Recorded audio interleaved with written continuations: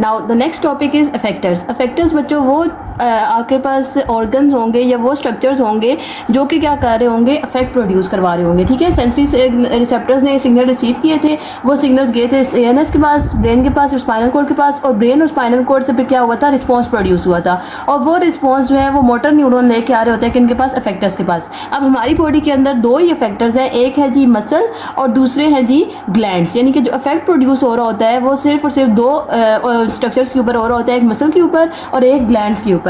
जो रिसेप्टर्स थे वो कौन कौन से थे बच्चों, रिसेप्टर्स हमारे पास थे आई, ईयर एंड स्किन। ये तीन रिसेप्टर्स थे, या विजरा कोई भी आप कह लें। ये सारे जो है ये किसके काम कर रहे थे, रिसेप्टर का काम कर रहे थे। यहाँ से सिग्नल जा रहे थे न्यूरॉन्स के थ्रू किसके पास, सीएनएस के पास, और सीएनएस से क्या प्रोड्यूस हो रहा था, न्यूरॉन के थ्रू अफेक्ट या रिस्पॉन्स प्रोड्यूस हो रहा था। और वो रिस्पॉन्स किसके थ्रू प्रोड्यूस हो रहा है, मसल्स के थ्रू या फिर ग्लैंड्स के थ्रू। अगर मसल के थ्रू प्रोड्यूस होना है तो मसल क्या करेंगे, कॉन्ट्रैक्ट करेंगे, ठीक है, कोई भी रिस्पॉन्स प्रोड्यूस हुआ तो। और ग्लैंड क्या करेंगे, ग्लैंड करेंगे सिक्रीट। ठीक है, हार्मोन्स जो है वो ग्लैंड्स हार्मोन प्रोड्यूस करते हैं। तो जब भी कोई इस तरह का अफेक्ट प्रोड्यूस होना हुआ तो ग्लैंड्स क्या करेंगे, हार्मोन प्रोड्यूस करेंगे और हार्मोन की सिक्रीशन होगी। सो मसल और ग्लैंड दोनों क्या हैं, अफेक्टर्स हैं, क्योंकि ये इन रिस्पॉन्स टू स्टिमुलाई क्या कर रहे हैं, अफेक्ट प्रोड्यूस कर रहे हैं। तो ये छोटा सा उन्होंने टॉपिक अफेक्टर के बारे में बताया हुआ था। उसके बाद उन्होंने दिया हुआ है डिटेल्ड स्ट्रक्चर सेंसरी न्यूरॉन का, इंटरन्यूरॉन का और मोटर न्यूरॉन का। सबसे पहले अगर हम सेंसरी न्यूरॉन की बात करें बच्चों, तो सेंसरी न्यूरॉन वो न्यूरॉन होगा जो कि रिसेप्टर से इंफॉर्मेशन को लेके जा रहा होगा, रिसेप्टर सेल से इंफॉर्मेशन लेके जा रहा होगा किधर तक, सेंट्रल नर्वस सिस्टम के पास। ठीक है, तो रिसेप्टर सेल से ये इंफॉर्मेशन कैरी करेगा न्यूरॉन, और किधर तक लेके जा रहा होगा, सेंट्रल नर्वस सिस्टम के पास लेके जा रहा होगा, या ब्रेन और स्पाइनल कॉर्ड तक लेके जा रहा होगा। तो इसकी अब स्ट्रक्चर की बात करें डिटेल, तो इसमें क्या होगा, एक तो सेल बॉडी होगी, डेंड्राइट्स होंगे और एक्सोन होंगे। सबसे पहले उन्होंने किसकी डिटेल बताई हुई है, सबसे पहले उन्होंने आपकी बुक में सेल बॉडी की बताई हुई है। न्यूरॉन के तीन कंपोनेंट्स है ना, cell body, dendrite and axon. तो अगर सेल बॉडी को देखें सेंसरी न्यूरॉन की, तो वो किधर प्रेजेंट होता है बच्चों, उसकी लोकेशन होती है डोर्सल रूट गैंग्लियन में। ठीक है ना, तो ये लोकेटेड होता है। अगर इसकी लोकेशन की बात करें तो ये किधर होगा, डोर्सल रूट गैंग्लियन में या गैंग्लिया में प्रेजेंट होता है, which is outside the central nervous system. अब होता ये है कि जो हमारी स्पाइनल कॉर्ड होती है बच्चों, स्पाइनल कॉर्ड के अंदर एक डोर्सल हॉर्न होता है और एक वेंट्रल हॉर्न होता है। अब इस डोर्सल और वेंट्रल हॉर्न से दो तरह के नर्व्स जो है वो पाथ्स अराइज होते हैं, और वो सारे मिलकर क्या बना रहे होते हैं, एक कॉमन पाथवे बना देते हैं। यानी कि एक सेंसरी न्यूरॉन होती है और दूसरी तरफ क्या होती है, मोटर न्यूरॉन होती है, और इनको इंटरलिंक कौन कर रहा होता है, इंटरन्यूरॉन। ठीक है, तो एक तरह से इंफॉर्मेशन जारी होती है। लेट्स सपोज ये सेंसरी न्यूरॉन है तो सेंसरी न्यूरॉन से इंफॉर्मेशन जारी होगी, इंटरन्यूरॉन में वो इंफॉर्मेशन ट्रांसमिट हो रही होगी, और मोटर न्यूरॉन से इंफॉर्मेशन वापस जो है वो किसके पास जारी होगी, मसल और ग्लैंड के पास। क्योंकि अफेक्टर जो है वो सिर्फ और सिर्फ क्या है, मसल और ग्लैंड है, रिस्पॉन्स किसके प्रोड्यूस करना है, मसल और ग्लैंड है। अब यहाँ पे क्या होता है कि ये जो सेंसरी न्यूरॉन होता है, इसकी जो सेल बॉडी होती है, इधर एक बड़ा होता है जी स्पाइनल कॉर्ड के जो डोर्सल हॉर्न होता है, वहाँ से निकल रही होती है सेंसरी न्यूरॉन। ठीक है ना, और वहाँ पे पड़ा होता है गैंग्लिया, जिसको आपने क्या नाम दे दिया, डोर्सल रूट गैंग्लिया का नाम दे दिया है। उस डोर्सल रूट गैंग्लिया में क्या पड़ी होती है, इस सेंसरी न्यूरॉन की सेल बॉडी पड़ी होती है। ठीक है, तो ये जो ऊपर वाली न्यूरॉन है जो डोर्सल हॉर्न और स्पाइनल कॉर्ड में एंटर हो रहा होता है, ये कौन सा न्यूरॉन है, ये सेंसरी न्यूरॉन है। ठीक है, और इस सेंसरी न्यूरॉन का जो सेल बॉडी होती है वो किधर प्रेजेंट होती है, डोर्सल गैंग्लिया में प्रेजेंट होती है, जो कि किधर लोकेटेड होता है, outside the central nervous system. इसकी जो सेल बॉडी की लोकेशन होती है, न्यूरॉन के आपको पहले मेन कंपोनेंट्स पता होने चाहिए। तीन कंपोनेंट्स हैं, एक सेल बॉडी है, ये मैं आपको पहले सेल न्यूरॉन का पूरा स्ट्रक्चर पढ़ा चुकी हूँ। ठीक है ना, तो बेसिक वही है, सेल बॉडी है, डेंड्राइट है और एक्सोन है। ठीक है, अभी हम किसकी बात करें, सेल बॉडी की बात करें। इस न्यूरॉन की जो सेंसरी न्यूरॉन की सेल बॉडी होती है वो स्पाइनल कॉर्ड के डोर्सल गैंग्लिया में प्रेजेंट होती है, और या फिर ये किधर प्रेजेंट होती है, स्पाइनल कॉर्ड के बिल्कुल करीब प्रेजेंट होती है। ठीक है, तो यहाँ पे सिर्फ इन्होंने जो सेल बॉडी है उसकी लोकेशन के बारे में बताया हुआ है। उसके बाद हमारे पास क्या चीज़ आ जाती है, सेंसरी न्यूरॉन के डेंड्राइट्स की अगर हम बात करें तो इनके जो डेंड्राइट्स होते हैं वो स्पेशलाइज्ड होते हैं और एक्सटेंसिव होते हैं, और इनका क्या काम होता है कि ये सेंसरी रिसेप्टर से इंफॉर्मेशन को रिसीव कर रहे होते हैं। ठीक है, तो इनका क्या फंक्शन होगा, ऑब्वियसली ये सेंसरी रिसेप्टर से क्या कर रहे होंगे, इंफॉर्मेशन को रिसीव कर रहे होंगे। सही है, इंफॉर्मेशन को रिसीव कर रहे होंगे सेंसरी रिसेप्टर से, रिसीव इंफॉर्मेशन ऊपर लिख देते हैं। ठीक है ना, receive information from sensory receptor. ठीक है, और इसके अलावा उन्होंने क्या बताया हुआ है कि ये इनके जो एंड्स होते हैं या जो इनकी लेंथ होती है वो कैसी होती है, लॉन्ग होती है। क्योंकि हमारे पास जो आई है, ईयर है, या फिर स्किन का जैसे हैंड्स हो गए, तो बच्चों हैंड्स के रिसेप्टर यहाँ पे प्रेजेंट है और हमारा ब्रेन किसी और जगह पे प्रेजेंट है, तो वहाँ से इंफॉर्मेशन कैरी करके लेके जानी है ब्रेन तक। तो इसलिए इनकी जो लेंथ होती है वो क्या होती है, थोड़ी लार्ज होती है। पेरिफेरल सेंसरी न्यूरॉन्स जो है वो उनकी लेंथ क्या होगी, लॉन्ग होगी या फिर लेंथ ही होंगे वो। ठीक है, उसके बाद अगर हम बात करें एक्सोन्स की, तो एक्सोन्स भी क्या होंगे, होंगे ये भी हमारे पास सेंसरी रिसेप्टर से किधर तक एक्सटेंड किए होते हैं, सेंट्रल नर्वस सिस्टम तक। तो यहाँ पे भी ये क्या कर रहे होंगे, इसकी एक्सटेंशन किधर से होगी, रिसेप्टर से ये शुरू होंगे, क्योंकि इन्फॉर्मेशन इन्होंने कहाँ से लेके जानी है, सेंसरी रिसेप्टर से, और कहाँ तक लेके जानी है, सेंट्रल नर्वस सिस्टम तक। तो यहाँ तक इनकी क्या होगी, एक्सटेंशन होगी। अब उन्होंने क्या कहा हुआ है कि ये आपके पास चारों की लोकेशन आ गई है, सेंसरी रिसेप्टर से ये लोकेट कर रहे होते हैं, ठीक है, यहाँ पे से सेंसरी रिसेप्टर से सीएनएस तक जा रहे होते हैं, और इनकी लोकेशन क्या होती है कि ये डोर्सल गैंग्लिया में प्रेजेंट होते हैं, which is outside the central nervous system. अब इसके अलावा उन्होंने एडिशनल चीज़ बताई हुई है कि बहुत से सेंसरी न्यूरॉन्स क्या होते हैं, ये कुछ केसेस में जो सेंसरी न्यूरॉन के जो एक्सॉन्स होते हैं वो क्या होते हैं बच्चों, वो माइलिनेटेड होते हैं। माइलिनेटेड का मैंने अभी बताया था आपको पिछले स्ट्रक्चर में, जब हम न्यूरॉन का स्ट्रक्चर पढ़ रहे थे, कि माइलिनेटेड न्यूरॉन वो न्यूरॉन होते हैं जिनके ऊपर क्या लगी होती है, माइलिन शीट लगी होती है, and that myelin sheath is secreted from the Schwann cells which are present along the axons. और उन माइलिन शीट का ये काम होता है कि वो अपने अंदर से नर्व इंपल्स को ट्रैवल नहीं करने देते। तो जब नर्व इंपल्स को ट्रैवल नहीं करने देते, तो जैसे यहाँ पे ये माइलिन शीट लगी हुई है, तो वो क्या होती है, नर्व जो है वो जंपिंग वे में इधर से उधर ट्रांसमिट हो रही होती है, nodes of Ranvier to nodes of Ranvier ये ट्रांसमिट हो रही होती है, जिसकी वजह से जो सिग्नल्स होते हैं वो स्पीड अप हो जाते हैं। अब क्या होगा कि जैसे आपने किसी हॉट स्टिमुलस को टच किया हुआ है, तो आपको आपके ब्रेन को फ़ौरन पता चलना चाहिए कि आपने किसी गर्म चीज़ को टच किया हुआ है। तो अगर तो सिग्नल आराम आराम से जाते रहेंगे ब्रेन तक, तो आपका हाथ तब तक तकरीबन जल चुका होगा। तो अगर आपने पास हम लोगों ने यहाँ पे क्या करना है कि हमारे बॉडी के अंदर सिग्नल फ़ौरन से ट्रांसमिट होने चाहिए। तो उस फ़ौरन से ट्रांसमिशन के लिए या उस स्पीडिंग अप के लिए अल्लाह ताला ने एक्सॉन्स के ऊपर क्या रखी हुई है, माइलिन शीट रखी हुई है, जिसके थ्रू क्या करती हैं, जो इन्फॉर्मेशन होती है वो जंपिंग वे में ट्रैवल करती है, जिसकी वजह से उसकी स्पीड क्या हो जाती है, ज़्यादा हो जाती है, ठीक है। उसके अलावा उन्होंने क्या बताया हुआ है कि जितने भी सेंसरी न्यूरॉन्स होते हैं ये क्या होते हैं, यूनिपोलर होते हैं, मतलब कि इनके जो है वो एक ही लॉन्ग जो है वो एलिवेटेड सा प्रोसेस होता है, और वो जो प्रोसेस होता है वो क्या कर रहा होता है, दो ब्रांचेस में डिवाइड हुआ होता है, बस एक ही उसके अंदर कोई स्पेसिफिक वॉल्स नहीं होते, ठीक है। एक जो साइड होगी वो रिसेप्टर के साथ कनेक्टेड हो जाएगी, और जो दूसरी साइड होगी वो किसके साथ कनेक्टेड हो जाएगी, वो कनेक्टेड हो जाएगी सीएनएस के साथ, और दरमियान में क्या पड़ी होती है बच्चों, सेल बॉडी पड़ी होती है, ठीक है। तो जो इन्फॉर्मेशन सेल बॉडी की तरफ लेके आ रही होगी वो उस पोर्शन को आप क्या कह देंगे, उसको आप डेंड्राइट का नाम दे देंगे, और वो पोर्शन जो कि सेल बॉडी से अवे इन्फॉर्मेशन लेके जा रही होगी उस पोर्शन को आप क्या कह देंगे, उस पोर्शन को आप एक्सॉन का नाम दे देंगे। So that is all about the structure of sensory neuron. के उन्होंने क्या बताया हुआ है आपको कि ये जो सिग्नल पाथवे है ये कैसे होगा कि सेंसरी रिसेप्टर आएंगे, सेंसरी रिसेप्टर से डेंड्राइट के थ्रू सेल बॉडी के तक इंफॉर्मेशन जाएगी, और सेल बॉडी से आगे फिर सीएनएस तक कैसे जाएगी, एक्सॉन के थ्रू। तो ये सारा आपके पास क्या आ जाता है, सेंसरी न्यूरॉन। नेक्स्ट जो उन्होंने बताया हुआ है वो बताया हुआ है उन्होंने मोटर न्यूरॉन के बारे में, ठीक है। मोटर न्यूरॉन को आप क्या नाम दे देते हैं, इफ्रंट न्यूरॉन का भी नाम दे देते हैं। इफ्रंट का मतलब क्या है कि ये इफ्रंट को आप इस तरह याद रख लें कि ये सीएनएस से एग्जिट हो रहे हैं, ऐसे ही है कि ये इन्फॉर्मेशन ब्रेन और स्पाइनल कॉर्ड से लेके पूरी बॉडी में लेके जा रहे होंगे, तो इसलिए इनको आप क्या नाम दे देंगे, इनको आप इफ्रंट न्यूरॉन का नाम दे देंगे। और वो जो सेंसरी न्यूरॉन थे वो सेंट्रल नर्वस सिस्टम की तरफ लेके जा रहे थे इन्फॉर्मेशन, तो इनको आप क्या नाम दे देंगे, इनको आप आफ्रंट न्यूरॉन का नाम दे देंगे, ठीक है। तो जो सेंट्रल नर्वस सिस्टम की तरफ लेके जा रहे होंगे इन्फॉर्मेशन वो आफ्रंट न्यूरॉन हो जाएंगे, और जो इससे अवे लेके जा रहे होंगे, एग्जिट हो रही होंगी न्यूरॉन्स, उनको आप क्या नाम दे देंगे, इफ्रंट न्यूरॉन का नाम दे देंगे, या फिर उनको मोटर न्यूरॉन का नाम दे देंगे, ठीक है। अब इसमें भी हमने तीन चीज़ें डिस्कस करनी है। एक हमने बात करनी है कि मोटर न्यूरॉन की सेल बॉडी कैसी है, ये कहाँ लोकेटेड है, दूसरी हमने बात करनी है डेंड्राइट के बारे में, और तीसरा हमने बात करना है एक्सॉन के बारे में, ठीक है। तो सेल बॉडी की अगर बात करें तो इसकी सेल बॉडी की लोकेशन किधर होती है, इसकी सेल बॉडी की लोकेशन होती है within the spinal cord. वो आउटसाइड द स्पाइनल कॉर्ड थी, और ये किधर लोकेटेड होती है, या तो स्पाइनल कॉर्ड के अंदर लोकेटेड होती है। कुछ ऐसे मोटर न्यूरॉन्स होते हैं जिनकी स्पाइनल कॉर्ड के अंदर ये होगी, सेल बॉडी लोकेटेड होगी,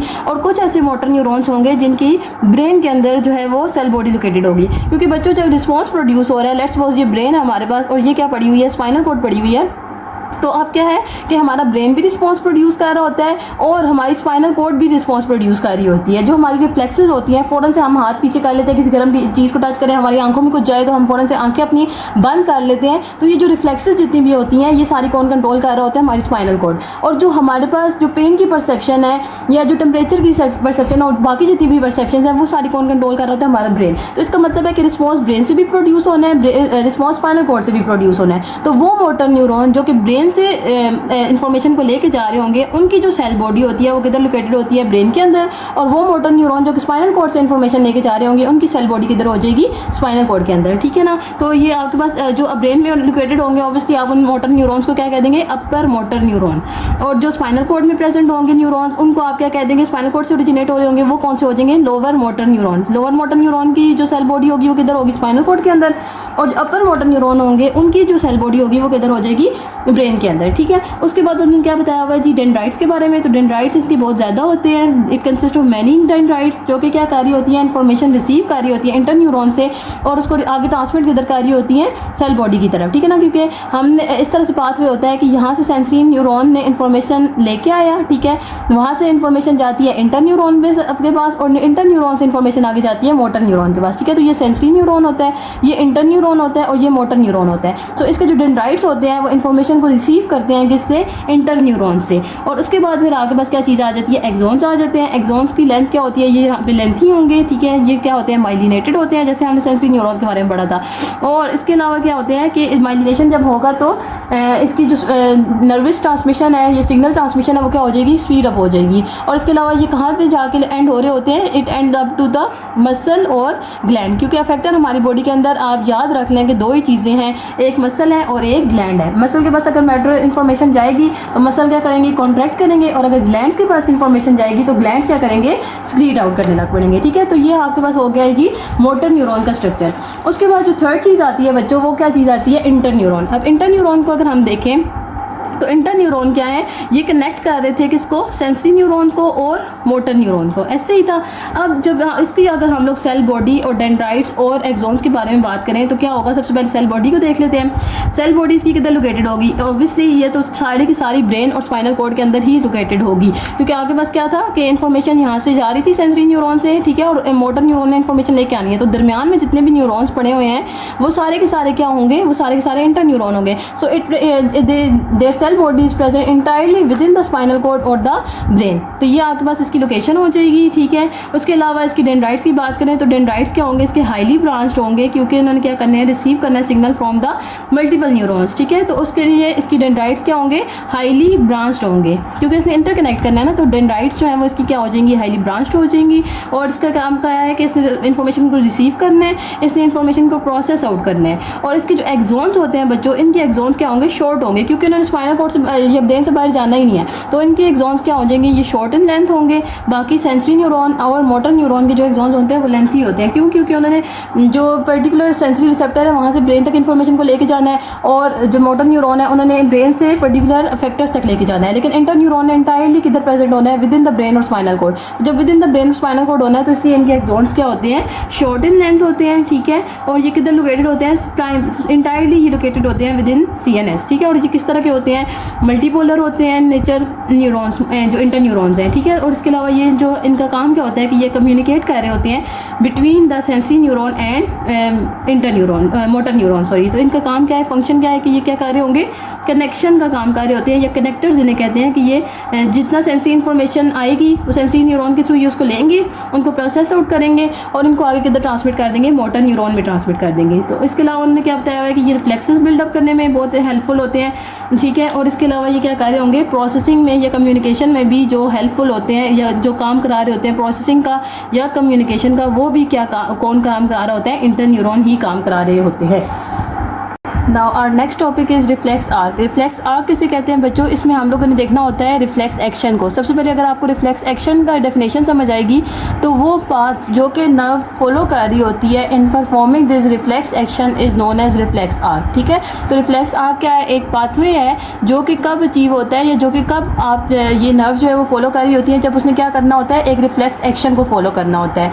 अब रिफ्लेक्स एक्शन क्या चीज़ है, रिफ्लेक्स एक्शन एक ऐसा रिस्पॉन्स होता है बच्चों बॉडी का जो कि इनवॉलेंट्री होता है, और वो कोई भी एक्सटर्नल या इंटरनल स्टिमुलाई के रिस्पॉन्स में प्रोड्यूस होता है। तो आपके पास रिफ्लेक्स एक्शन, आप एक ऐसे एक्शन को कहते हैं जो कि क्या होगा, इमीडिएट होगा, ठीक है, फ़ौरन से ये प्रोड्यूस होता है, ऑटोमेटिक होता है। आपके पास जो है वो कोई भी आपको सोचने का मौका नहीं मिलता और फ़ौरन से ये एक्शन परफॉर्म हो जाता है। और इनवॉलेंट्री होता है। इनवॉलेंट्री का मतलब क्या है कि आप इसमें इन्वॉल्व नहीं होते, आपको पता भी नहीं चलता, तो ये एक्शन जो है ये परफॉर्म हो चुका होता है। और ये होता कब है, जब कोई ना कोई स्टिमुलाई मिलेगा बॉडी को, या वो एक्सटर्नल स्टिमुलाई हो जाएगा या फिर वो इंटरनल स्टिमुलाई हो जाएगा। तो एक्सटर्नल और इंटरनल स्टिमुलाई के अकॉर्डिंग जो हमारी बॉडी रिएक्ट कर रही होती है, जो इमीडिएट रिस्पॉन्स प्रोड्यूस कर रही होती है, ऐसा रिस्पॉन्स जो कि हमारे कंट्रोल में नहीं होता, हम चाह के भी उसको कंट्रोल नहीं कर सकते, उस रिस्पॉन्स को आप क्या नाम दे देते हैं, रिफ्लेक्स एक्शन का नाम दे देते हैं। और जो रिफ्लेक्स आर्क होगी वो पाथवे होगा जो कि क्या प्रोड्यूस करा रहा होगा, न्यूरॉन का वो पाथवे जो कि रिफ्लेक्स एक्शन में इन्वॉल्व होता है, उसको आप क्या नाम दे देते हैं, रिफ्लेक्स आर्क का नाम दे देते हैं।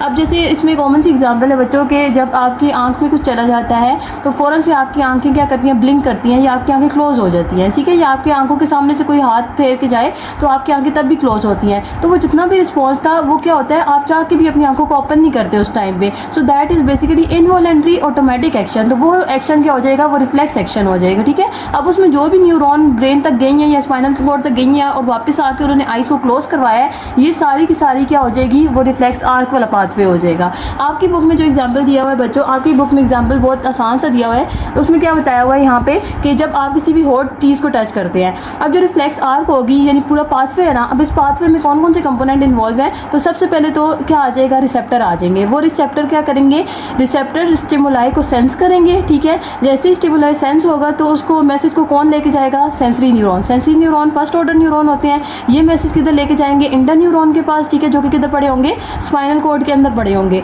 इंटरन्यूरॉन के बाद फिर जो रिस्पॉन्स हो, इंटरन्यूरॉन उस इन्फॉर्मेशन को प्रोसेस आउट करेगा और क्या प्रोड्यूस कराएगा, एक रिस्पॉन्स वाला मैसेज प्रोड्यूस करवाएगा। वो रिस्पॉन्स वाला मैसेज किसके पास जाना चाहिए, अफेक्टर के पास जाना चाहिए। अब अफेक्टर हमने देखा था कि बॉडी में दो ही होते हैं, या तो वो मसल होंगे या फिर वो ग्लैंड्स होंगे।